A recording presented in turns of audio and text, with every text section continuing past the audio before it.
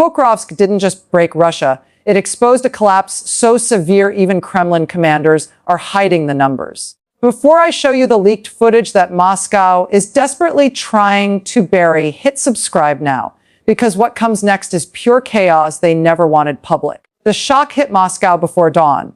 A ripple of whispers inside the Ministry of Defense turned into a wave of panic when the first field reports arrived. Ukrainian forces had pushed through Russian positions near Pokrovsk with a ferocity and coordination that senior commanders simply hadn't anticipated. Kremlin analysts expected a slow, grinding fight. What they got instead was a rapid, surgically executed assault that shattered entire battalions, exposed deep structural failures, and sent some of Moscow's top generals scrambling for explanations they didn't have. Inside Russia's military channels, officers struggled to hide what the numbers were clearly showing. Units that were supposed to hold their ground for days folded in hours. Artillery positions were abandoned mid-fire. Intercepted communications revealed confusion, missed orders, and commanders arguing about whether reinforcements had even been approved. The Kremlin had been projecting confidence for weeks, insisting the front was stable. But the breakthrough at Pokrovsk cracked that illusion wide open. Ukrainian drones hovered overhead like silent judges, marking targets with cold precision. Armored columns advanced along routes Russia believed were impossible to breach. For the first time in months, Ukrainian troops reported capturing entire stockpiles intact. Radios still on, maps still open, engines still warm. It was not just a retreat, it was a collapse. And Moscow knew it. By midday, Russian military bloggers were melting down. Streams turned into emergency broadcasts. Some claimed sabotage logistics. Others blamed incompetent officers. A few dared to say what everyone in the Kremlin feared: Russia's losses were not just staggering, they were unsustainable. Videos from the front line showed scorched vehicles littering roads, destroyed supply trucks forming twisted metal barricades, and abandoned trenches where soldiers dropped their gear and ran. The Kremlin tried to clamp down on the narrative, but it was too late. Satellite images spread through the internet within minutes, showing the scale of the breakthrough. Maps that usually shifted by small, almost symbolic increments suddenly showed Ukrainian advances that couldn't be minimized or explained away. Even pro-Kremlin media struggled to invent a palatable story. State TV hosts paused mid-sentence, glancing nervously at updated reports sliding across their screens. Something had broken. Meanwhile, inside the presidential compound, advisors whispered that this could be the worst operational failure of the entire campaign. The timing couldn't have been worse. Public frustration had already been rising. Families of soldiers demanded answers. Reservists complained about poor equipment. And now Pokrovsk, once considered a secure strategic anchor, had become the symbol of everything crumbling beneath the surface. As night fell, Ukraine released footage of their forces raising flags over battered Russian positions. The message was unmistakable. Not only had they broken through, they intended to keep pushing. And Moscow could no longer pretend this was a minor setback. The shockwave radiated through the Kremlin, where officials gathered for closed-door crisis meetings that stretched into the early hours. No one wanted to be the one to tell the president the full truth, but the truth was already undeniable. Pokrovsk had broken the line. Pokrovsk had broken the plan. Pokrovsk had broken the confidence. And in the quiet hallways of power, one phrase echoed again and again. How did this happen? The panic inside Russia's command structure didn't fade overnight. It deepened. As updated casualty reports poured in, officers stared at the numbers in disbelief. What was supposed to be a routine rotational phase near Pokrovsk had turned into one of the most humiliating losses Moscow had suffered in months. Commanders who once boasted about unstoppable momentum were now quietly rewriting briefings to hide the scale of the disaster. The Kremlin demanded explanations. None of them were good. Behind closed doors, Russia's top generals began pointing fingers at each other. Some blamed logistics failures. Critical fuel convoys never arrived, leaving tanks stranded and useless. Others blamed intelligence units for missing Ukrainian movements entirely. A few whispered the unthinkable, that Ukrainian forces had simply outsmarted them. They moved faster, struck harder, coordinated cleaner. Russian troops were left guessing, waiting, reacting far too late to every blow. On the ground, it looked even worse. Drone footage released by Ukrainian units showed Russian trenches abandoned with personal belongings scattered everywhere: helmets, boots, ration packs, letters from home. It was the kind of scene that spoke louder than any statement. Soldiers weren't just retreating, they were fleeing. Some left encrypted radios behind, still tuned into Moscow's frequencies, amplifying the chaos as Ukrainian operators listened in real time. In villages surrounding Pokrovsk, civilians reported seeing Russian armored vehicles racing back towards secondary lines with no formation, no order, no leadership, just raw panic. Ukrainian soldiers later joked that they didn't need to chase the enemy was doing all the running himself. But behind the humor was a serious shift. Pokrovsk wasn't just a tactical win, it was psychological domination. Russian propaganda channels scrambled to spin the situation. At first, they claimed Ukraine had launched a risky attack with heavy losses. But as visual evidence spread across Telegram, even the most loyal channels began to turn. Influential military bloggers published furious rants accusing the Ministry of Defense of lying, hiding failures, and sending untrained conscripts into hopeless battles. Some demanded resignations. Others warned that if this collapse wasn't contained immediately, it could trigger an even larger unraveling of the entire front. Meanwhile, in Ukraine, morale skyrocketed. Troops recorded videos celebrating reclaimed ground, holding captured equipment, and laughing as they walked through positions Russia once declared impenetrable. In one clip, a Ukrainian soldier tapped the side of a destroyed Russian tank and said, "Pokrovsk says hello." The video spread like wildfire. International observers took notice too. Analysts who had predicted months of stagnation suddenly began talking about a strategic turning point. Reports indicated that Russia had rushed elite airborne units from other fronts to plug the gap, units that were already exhausted and badly depleted. Pulling them away risked weakening other critical areas, a gamble the Kremlin couldn't afford but had no choice but to take. Inside Moscow, tensions exploded in high-level meetings. Officials argued over whether to escalate, reinforce, or retreat to safer lines. The president demanded immediate stabilization. Generals warned that sending more troops into the Pokrovsk pocket without fixing the underlying failures would simply feed more men into a meat grinder. Nobody wanted to deliver that message bluntly. Everyone knew it was true. By the second night, reports surfaced that Russian soldiers were refusing orders to return to collapsed positions, citing lack of ammunition and suicidal directives. Military police units were deployed to force compliance. Even then, desertions spiked. Some conscripts recorded voice messages to their families saying they were being sent back into areas that had already been lost twice in 48 hours. Despite official denials, intercepted communications told a darker story: commanders desperately calling for reinforcements that never came, artillery officers pleading for coordinates that intelligence couldn't provide, and medics overwhelmed by casualty numbers they had no capacity to manage. The Pokrovsk line wasn't bending, it was disintegrating. Ukraine exploited every weakness. Precision strikes targeted Russian command posts. Drone swarms blinded air defenses. Mechanized brigades advanced from angles Russia believed impossible. In some sectors, Ukrainian troops advanced so quickly they overtook retreating Russian units, capturing soldiers who had no idea where their own lines even were. Back in the Kremlin, the atmosphere grew heavier by the hour. Advisors avoided eye contact. Intelligence chiefs delivered assessments with trembling voices. The president demanded a counteroffensive to restore stability. But stability was gone. Pokrovsk had ripped the veneer off Russia's war machine, exposing mismanagement, exhaustion, and a chain of command cracking under pressure.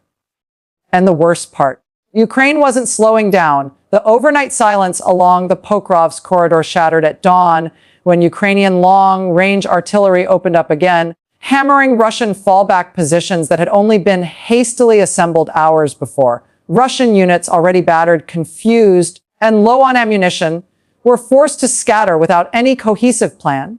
Officers tried to regroup their men, but communication lines were so broken that many soldiers didn't even know who was in command anymore. Some units didn't receive a single order for nearly 12 hours. Others received contradictory ones within minutes. One survivor later told a pro-Russian blogger, "We weren't retreating. We were running from ghosts. We didn't know where the Ukrainians were, but they always knew where we were. That quote spread rapidly online, becoming a symbol of the fear creeping through Russia's ranks. Ukraine's advantage wasn't just momentum, it was information superiority. Drones circled above like watchful predators, exposing every movement, every supply truck, every attempt at reinforcement. Russian commanders had grown used to predictable battles. Pokrovsk was something different. It was fast, it was coordinated. It hit them from angles they had no defense for. Behind the scenes, Ukrainian special forces infiltrated deeper than expected, disrupting Russian communications, marking targets for artillery, and clearing defensive trenches before Russian reinforcements even knew those trenches were lost. By mid-morning, Russia's entire northern flank near Pokrovsk had begun collapsing like a chain of dominoes. Inside Moscow, the crisis reached a boiling point. Senior officials arrived at emergency meetings with folders full of redacted maps, casualty breakdowns, and unanswered intelligence requests. The Ministry of Defense attempted to present a controlled tactical withdrawal, but even loyal Kremlin insiders scoffed at the description. The data on the screens told the real story: destroyed armored columns, abandoned artillery systems, and casualty figures so high that even conservative estimates were catastrophic. Then came the worst news. Ukrainian forces had captured multiple Russian command vehicles intact, complete with operational radios, detailed deployment charts, and updated battlefield schedules. This meant Ukraine now had snapshots of Russia's troop rotations, reinforcement plans, and fallback positions. It was an intelligence disaster unlike anything Russia had admitted publicly. When military analysts realized what had happened, a grim silence filled the room. Losing ground was bad. Losing soldiers was terrible, but losing command infrastructure intact, that was fatal. It meant everything Russia planned to do next was already compromised. Meanwhile, in the Russian rear, the panic spread. Convoys attempted to reposition, only to be targeted almost instantly. Soldiers posted videos begging for air support that never arrived. Some units retreated so fast they collided with each other on narrow roads. In one incident, 2 Russian armored vehicles crashed as their crews attempted to escape a Ukrainian mechanized push. Footage of the wreck circulated online, sparking outrage and ridicule from military bloggers who demanded to know why basic coordination had collapsed. Ukraine pressed the advantage with cold precision. Engineers cleared minefields in record time. Artillery hammered escape routes. Mechanized infantry surged forward, capturing small towns that Russia had spent months fortifying. Within hours, sectors Russia once boasted were penetrable were entirely under Ukrainian control. The Kremlin media machine tried to regain control, claiming Russia had strategically relocated to better defensive lines. But even loyalists weren't buying it. Too many videos showed the reality: shattered positions, burning vehicles, and Russian soldiers surrendering in groups with their hands raised. Pressure on Russia's high command became unbearable.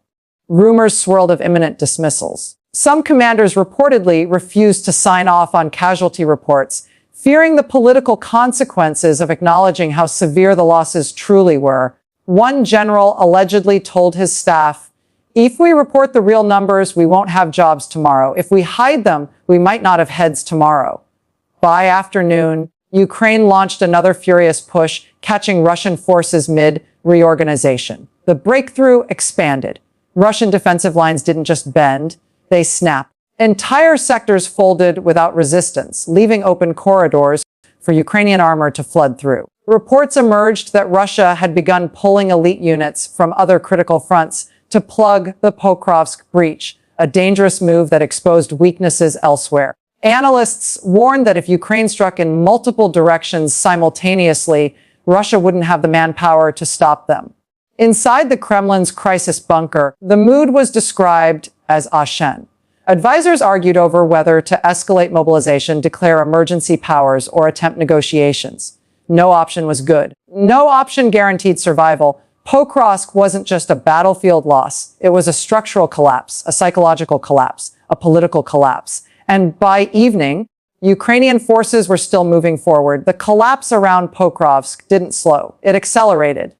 As night fell again, Russian forces attempted to regroup along what they hoped would become a stable defensive line. but the line already had cracks. Units thrown into the sector arrived exhausted, under-equipped, and completely unaware of the chaos they were walking into. Many expected to reinforce an organized retreat. Instead, they found burning vehicles, abandoned trenches, and scattered groups of soldiers with thousand-yard stares who couldn't even explain where their commanding officers had gone. For many Russian troops, the moment they realized the truth was when they first heard Ukrainian drones overhead, dozens of them buzzing in the dark like a swarm. The new reinforcements didn't even have time to dig in before the first precision strikes ripped through their positions. Panic spread instantly. Some soldiers fired wildly into the sky. Others tried to reposition under the cover of darkness, only to be tracked by thermal drones that marked their exact movements for artillery. One captured Russian soldier later admitted, "It felt like the sky was hunting us." That line hit Russian social media harder than any footage. In Moscow, the crisis meetings had turned into open shouting matches. The president's advisors were split into factions. One demanded a massive mobilization, millions if necessary, to stop further Ukrainian breakthroughs. Another insisted that the political backlash would be catastrophic. A third faction blamed intelligence services for giving overly optimistic reports.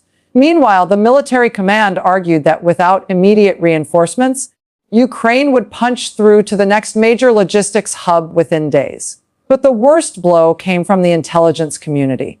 Analysts delivered a grim assessment. The Pokrovsk sector hadn't collapsed because of a single tactical failure. It collapsed because Ukrainian forces had spent months mapping every weakness, every supply route, every blind spot in Russia's defensive layout. The breakthrough was not luck. It was design. This revelation sent shockwaves through the Kremlin. If Ukraine could dismantle one fortified sector with such precision, then no part of the front was truly secure. The political cost of admitting that publicly was unthinkable, but the military cost of ignoring it was even worse. While Moscow spiraled, Ukraine launched another coordinated night assault. Special forces slipped behind Russian lines using routes cleared earlier in the day. They struck command bunkers, supply depots, and communication nodes with devastating accuracy. Russian units expecting artillery support suddenly found themselves blind, deaf, and isolated. Entire battalions lost contact with headquarters for hours. Some commanders resorted to using civilian phones to request emergency evacuation. Ukrainian mechanized brigades pushed forward under cover of drone, guided illumination rounds that turned the night sky into an eerie white battlefield. Russian troops, disoriented and outmatched, fell back yet again, this time without any semblance of control. Vehicles were abandoned mid-road. Ammunition crates were left unopened. In some sectors, Russian forces retreated so quickly that Ukrainian troops walked into empty trenches still stocked with untouched equipment. Back in Russia, panic seeped from the military into the political establishment. Local governors began complaining privately that they couldn't meet recruitment quotas. Regional commanders warned that morale was evaporating. A few bold officials even suggested that Russia should start preparing for territorial concessions, words that would have been considered treason months ago, but now sounded like grim realism. Meanwhile, Russian military bloggers, usually the loudest defenders of the war, went into full meltdown mode. Some accused the Ministry of Defense of lying about casualty figures. Others accused commanders of incompetence, corruption, or sabotage. One prominent blogger claimed, "Pokrovsk is not a mistake. It's the result of every mistake we've made since the first day of this war." His post was deleted within minutes, but screenshots spread everywhere. Ukraine, sensing the psychological collapse, intensified pressure on all fronts. Their commanders understood something crucial. Pokrovsk wasn't just a battlefield. It was a symbol. Breaking Russia there meant breaking their aura of control, their propaganda narrative, their internal confidence. And it was working. As the third night of fighting approached, reports indicated that a significant number of Russian troops had begun refusing to return to the front line. Some cited lack of ammunition. Others claimed their officers had abandoned them. A few simply said they didn't want to die in a battle that was already lost. Military police units attempted to suppress these refusals, but even they were overwhelmed. Videos leaked of officers screaming at troops who refused to board transport trucks, shouting that desertion would lead to harsh punishment. But the soldiers stood still, refusing to move, their faces pale, their gear hanging loosely, their eyes reflecting nothing but exhaustion and fear. Pokrovsk wasn't just breaking Russia's front, it was breaking Russia's will. Throughout the night, the situation around Pokrovsk spiraled further into a catastrophe the Kremlin could no longer downplay, deny, or drown out with propaganda. Every attempt to stabilize the front only exposed more fractures. Every reinforcement rushed into the area seemed to vanish into the same chaos that swallowed the first wave. Commanders were operating in survival mode, troops were operating in fear, and Moscow was operating in panic. The next morning began with a brutal shock for Russian leadership. Satellite recon showed Ukrainian forces had not only widened their breach, but had also secured multiple high ground positions that Russia had spent months fortifying. Those positions were supposed to serve as Russia's backbone for the entire regional defense. Losing them meant losing visibility, losing fire control, losing supply routes, losing everything that made holding the sector possible. One Russian colonel, in a leaked intercepted radio message, muttered, "We've lost the hills. Without them, we have no eyes." It was a quiet admission, one that carried massive strategic weight. In war, losing the high ground is often the moment a battle shifts into irreversible territory. And that's exactly what happened. Ukrainian artillery and drone operators used those vantage points to devastating effect. They began striking Russian logistics columns far behind the front line. Fuel trucks erupted into fireballs. Ammunition carriers detonated like chain reactions. Reinforcement convoys were forced to scatter, abandoning their routes and taking cover in forests where Ukrainian drones hunted them down with pinpoint accuracy. Even Russia's elite units, the ones Moscow bragged about constantly, could not turn the tide. Airborne forces parachuted in to form a blocking line, but Ukraine anticipated their landing zones. Before they could even establish a perimeter, they were hit with drone-guided mortars and anti-armor strikes. Many never even fired a shot. Reports circulated in Russian channels that entire platoons were wiped out before their boots fully hit the ground. Others were captured while trying to regroup. This wasn't just a battlefield setback. This was a systemic collapse. Inside Russia, the political storm intensified. Lawmakers complained privately that they were being kept in the dark. Governors feared riots if mobilization expanded again.